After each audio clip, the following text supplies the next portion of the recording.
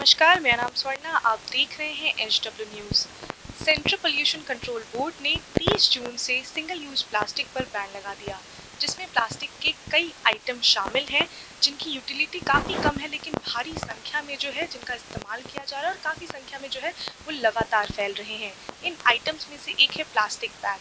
Plastic bag हमारी रोज़मर्रा की ज़िंदगी का काफ़ी अहम हिस्सा बन गया। चाहे दूध लेना हो या फिर सब्ज़ी लेना, हर जगह जब हम बाहर जाते हैं तो हम अपने घर में प्लास्टिक बैग लेकर आते हैं। तो प्लास्टिक बैग के बैन होने से लोग काफ़ी परेशान हैं, लेकिन इसी समस्या का ऑल्टरनेटिव लेकर आई हैं डॉक्टर रूबी मखीजा। अभी इस वक्त हमारे साथ डॉक्टर रूबी मखीजा मौजूद हैं। तो मैम, सबसे पहले तो HW thank you so much Swarna ji, thanks.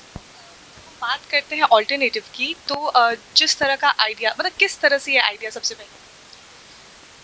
देखिए, मैं MCD की प्लास्टिक टास्क फोर्स की मेंबर हूँ, जो कि प्लास्टिक वेस्ट मैनेजमेंट रूल्स के ऊपर काम कर रही है। तो हम लोगों ने उसके अंतर्गत काफ़ी ड्राइव्स करी मार्केट्स में, मंडीज़ में, ये समझने के लिए कि लोग जो हैं प्लास्टिक से स्विच क्यों नहीं कर पा रहे हैं, जबकि लोगों को ये बैन जो आज प्लास्टिक, सिंगल यूज़ प्लास्टिक के कुछ आइटम्स पे आया है, तो वो बैन लास्ट ईयर 75 माइक्रोन की थैली के ऊपर पहले ही आ चुका था। फिर भी लोग जो हैं किस मजबूरी की वजह से इसे छोड़ नहीं पा रहे थे, उसके लिए हम लोगों ने काफ़ी एक्सटेंसिव विजिट्स, रिसर्च, सर्वेज किए। हमने एक मंडी पिकअप की महरौली, वहाँ पे हम रोज़ 1 महीने के लिए लगभग रोज़ जाते रहे, 3-4 घंटे स्पेंड करते थे, देखते थे कि लोगों का बिहेवियर कैसा है टुवर्ड्स प्लास्टिक। तो जब उन्हें पता था कि हम MCD से हैं, MCD की तरफ से उनकी टीम का पार्ट बन के हम आए हैं, तो उस समय उनका बिहेवियर सडनली चेंज हो जाता था। ठीक है, हम अगली बार नहीं लाएंगे। बट 1 महीने तक जब हम कंसिस्टेंटली रोज़ जाके वहाँ बैठने लगे, तो वही चेहरे वापस आते थे, मैडम आज फिर थैला लाना भूल गए, आज फिर भूल गए। कुछ कहते थे कि हम ऑफिस से सीधे आ रहे थे, हमें नहीं पता था घर में सामान चाहिए होगा, तो थैला था नहीं साथ में।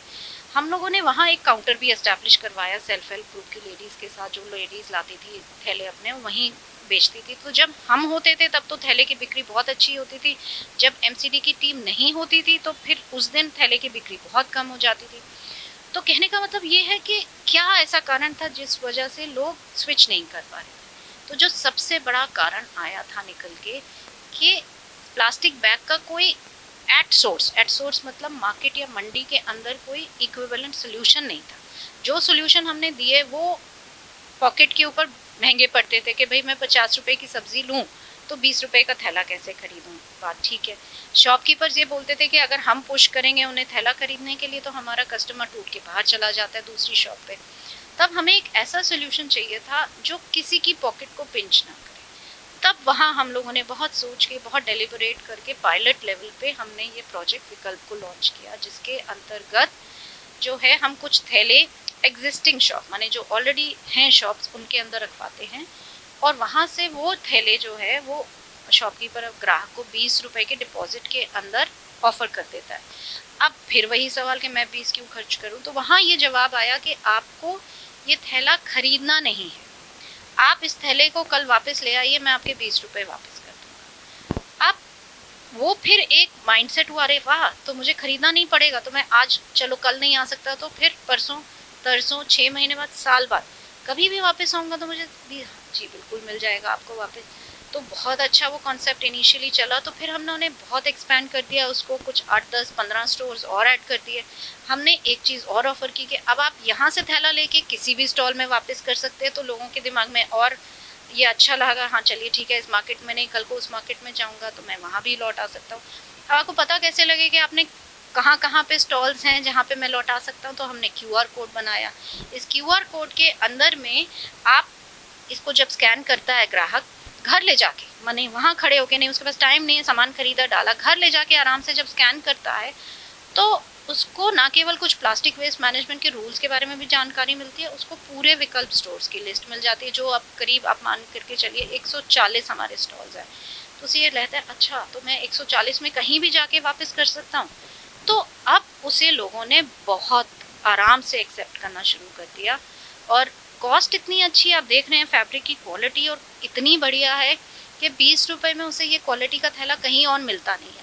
तो क्या होता है, ज़्यादातर टाइम वो ये सोचता है कि चलो इसका जो है थैला मुझे कहीं और मिलेगा नहीं, मैं इसे रख ही लेता हूँ। तो उसमें क्या हुआ, 25,000 के करीब हमारे बैग सर्कुलेशन में है, लेकिन 50 भी वापस नहीं आए।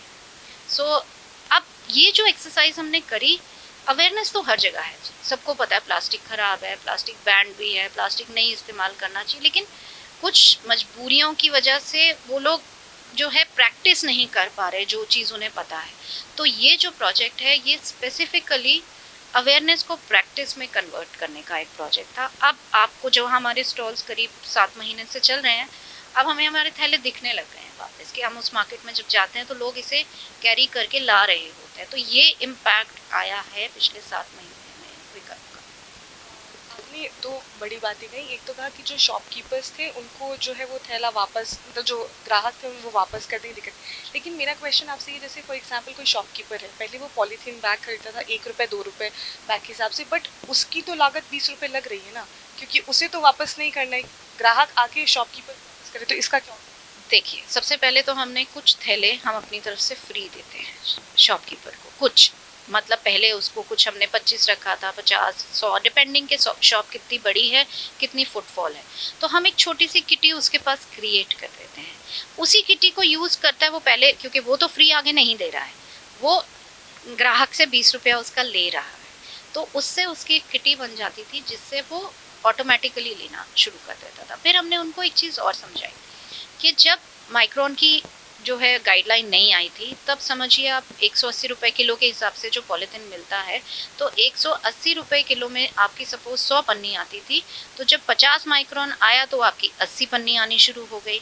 फिर 75 माइक्रोन आया तो आपकी वो 60 55 पन्नी आनी शुरू हुई।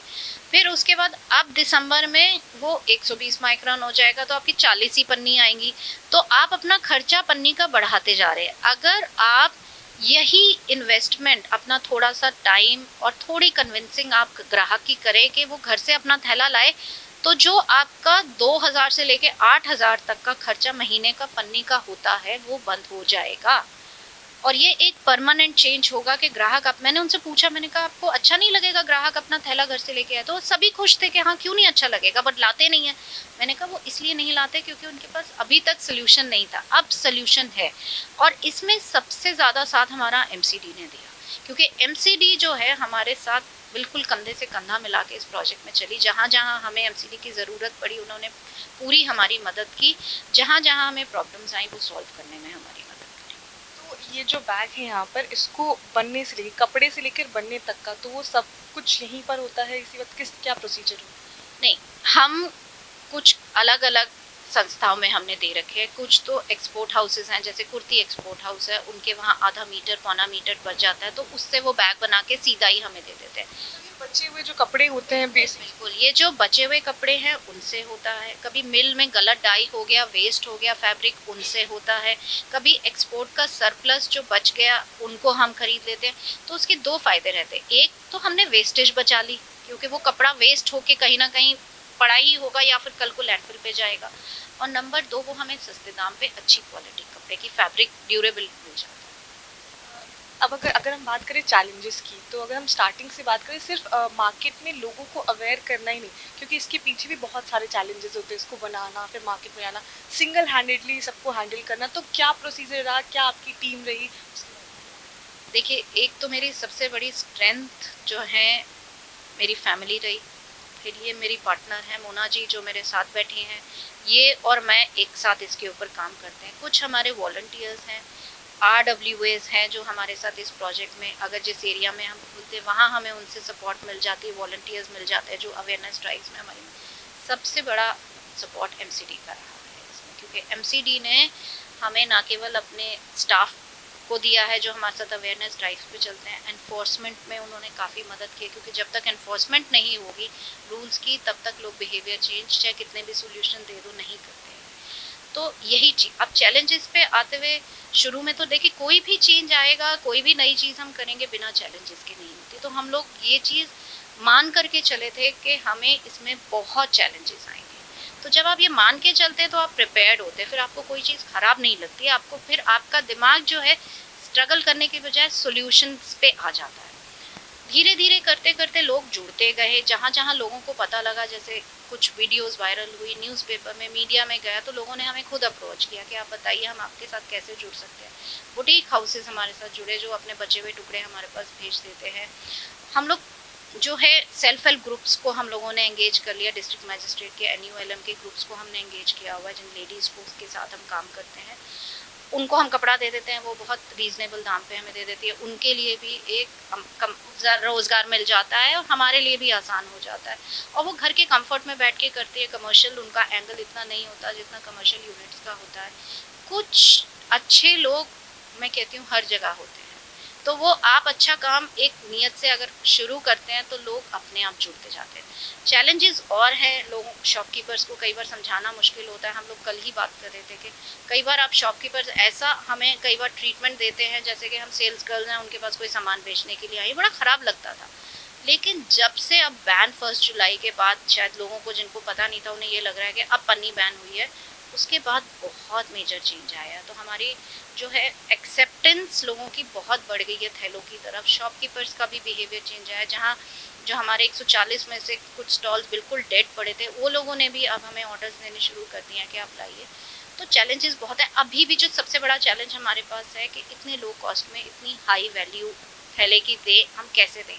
तो कुछ लेडीज़ हैं जो कश्मीर में बैठ के ये थैले बना रही हैं, बरसाना में बैठ के बना रही हैं, नागपुर में बैठ के बना रही हैं, जयपुर में बैठ के बना रही हैं, वो हमें भेज देती है। तो जैसे है कि कारवां चलता जा रहा है, लोग जुड़ते जा रहे हैं, कारवां चढ़ता जा रहा है, और ये हमारा संकल्प है कि हम इसको किसी भी चैलेंज की वजह से छोड़ेंगे नहीं। तो जब आप ये मान लेते हैं और ठान लेते हैं और कुछ टाइम तक आप पीरियड किसी तरीके से काट लेते हैं, तो उसके आगे का स्टेप जो मोमेंटम आपका गेन हो जाता है, वो आगे आपके काम पहले ही आसान कर देता मेरा आखिरी सवाल आपसे कि अभी अगर हम इसकी यूनिट्स की बात करें तो दिल्ली में कितनी यूनिट्स अभी काम कर रही है, साथ ही कि विजन क्या है? क्या विजन सिर्फ सब्जी मार्केट है या फिर विजन वो हर जगह, जैसे हम कहीं पे भी जाते हैं, चाहे आप शॉपिंग करने जा रहे हो और कहीं भी जा रहे हो, प्लास्टिक बैग्स मिलते हैं, तो इसको लेकर विजन क्या है आपका? है। देखिए, आपने जैसा कहा कि विजन क्या है हमारा, तो विजन के बारे में एक चीज़ कहूँगी कि पहले हमने शुरुआत करी थी 1-2 स्टोर से, पायलट में। फिर हमने उसको कन्वर्ट किया 2-3 मार्केट्स पे। फिर हमने कहा कि SDMC की साउथ जोन के अंदर हर वार्ड में कम से कम एक विकल्प आए। फिर हम आए कि हर मार्केट में एक विकल्प आए। अब हर मार्केट में जो हमने कवर किया उसमें 3 से 4 विकल्प हैं। हमारा विजन ये है कि हर शॉप विकल्प, कि ग्राहक को स्ट्रगल ना करना पड़े थैला ढूंढने के लिए, उसको आराम से एक चीज़ मिल जाए जिसको वो प्रयोग कर सके। तो ये हमारा विजन है, लॉन्ग टर्म विजन। और इसके अलावा मैं यूनिट्स की जब आपने बात करी, तो कमर्शियल यूनिट सिर्फ एक ही है जो हमारे साथ है, बाकी सारी लेडीज़ हैं, सारी की सारी लेडीज़ हैं। कम से कम हम मान करके चलिए डायरेक्टली इनडायरेक्टली 400 विमेन हैं जो इस प्रोजेक्ट के साथ जुड़ी हैं। तो हमें उसके अलावा बहुत खुशी मिलती है जब वो हमें मालूम पड़ता है, वो अपनी तस्वीरें बना के हमें भेजती है, खींच करके वीडियोस बना के भेजती है कि देखिए मेरे बच्चे की पढ़ाई इससे चल रही है। तो वो जो सेटिस्फैक्शन है, तो हम कोशिश हमारी ये है कि हम कमर्शियल मोड पे कभी भी इसको ना लेकर के जाएं। हम इसको हर घर का हिस्सा बनाएं कि हर घर की वो लेडी जो घर से निकल नहीं पाती अपने घर के काम की वजह से, उसे घर के अंदर बैठे हुए कुछ रोजगार। बहुत शुक्रिया। तो ये थी डॉक्टर रूबी मखीजा, जिन्होंने हमें बताया कि प्लास्टिक बैग का जो ऑल्टरनेटिव है, ये बैग सिर्फ ऑल्टरनेटिव ही नहीं है बल्कि पर्यावरण को भी बचाता है, साथ ही में जो विमेन एम्पावरमेंट की बात है, क्योंकि इस बैग को बनाने के लिए न जाने कितनी ऐसी महिलाएं हैं जो दिल्ली में नहीं, दिल्ली से बाहर भी जिनको रोजगार मिल रहा है, तो उन्हें भी मदद मिल सके। कैमरा पर्सन रजनीश के साथ दिल्ली से मैं स्वर्णा झा, आप देख रहे हैं HW न्यूज़।